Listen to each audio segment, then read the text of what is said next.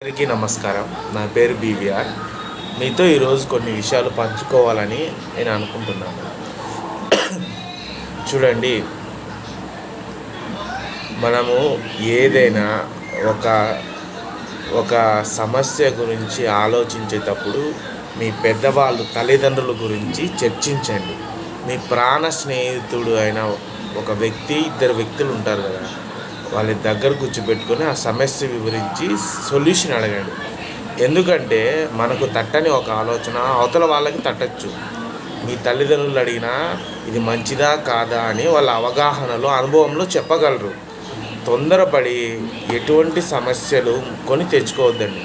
ఒక పని నువ్వు బిగించేస్తున్నావు, కాస్త డబ్బులు పెట్టాలి అని నువ్వు అనుకునేటప్పుడు 1కి 10 సార్లు ఎంక్వైరీ చేయండి. ఫర్ ఎగ్జాంపుల్ నేను చెప్తా చూడు, ఒక ఏరియాలో హోటల్ పెడుతున్నావు, అక్కడ దగ్గర స్కూల్స్ ఉన్నాయా, ఆఫీసెస్ ఉన్నాయా, ఇక్కడ పెడితే ఏ విధంగా జరుగుతుంది అని మినిమం ఎంక్వైరీ చేస్తాం కదా. అదేవిధంగా నీవు ఒక వ్యాపారమో లేకపోతే ఏదైనా బిజినెస్సో ఇన్వెస్ట్మెంటో ఇట్లా చేసే ముందు మీరు ప్రాపర్గా ఎంక్వైరీ చేయాలండి. ఈ కాలంలో ఎవరిని నమ్మనీకి లేదు. ప్రతి ఒక్కడు మోసం చేయాలనే చూస్తాడు. ఎక్కువ ఈ మోసం అనే కల్చరు ఎక్కువ పట్టణాల్లోనే ఉంది. పల్లెటూరులో చాలా తక్కువ. ఎందుకంటే వాళ్ళ మనసులు చాలా కల్మషం లేకుండా ఉంటాయి. నేను పట్టణాలు అందరూ అలాగే ఉంటారని నేను చెప్పను, కానీ ఎక్కువ శాతం వాడు ఆ విధంగా జరుగుతాయని చెప్తున్నా అంతే. ఇంకోటండి, మీరు ఎదిగే క్రమంలో కష్టాలు వస్తాయండి. మిమ్మల్ని తిడతారు, మిమ్మల్ని అవమానపరుస్తారు. అన్నీ తట్టుకొని నిలబడితేనే కదండి మీ యొక్క విలువ, పొటెన్షియాలిటీ వాళ్ళకి తెలిసేది.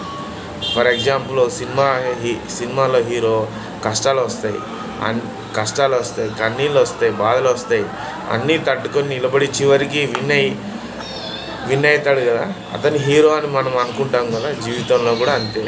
మీ జీవితానికి మీరే హీరో, వేరే వాళ్ళు ఉండరు. ఉన్నంత దాంట్లో వేరే వాళ్ళకు సాయం చేయండి. ఒకవేళ మీరు సాయం చేయలేని స్థితిలో ఉంటే జస్ట్ సింపుల్ సారీ అంతే. ఎవరితోనూ మనస్పర్ధలు పెంచుకోవద్దండి. ఫర్ ఎగ్జాంపుల్ ఒకటి చెప్తుంది, మీరు ఎవ్వరి జోలికి పోవద్దండి. మీ జోలికి వస్తే మాత్రం నేను చెప్పాల్సిన అవసరం లేదు, అది మీకు తెలుసు.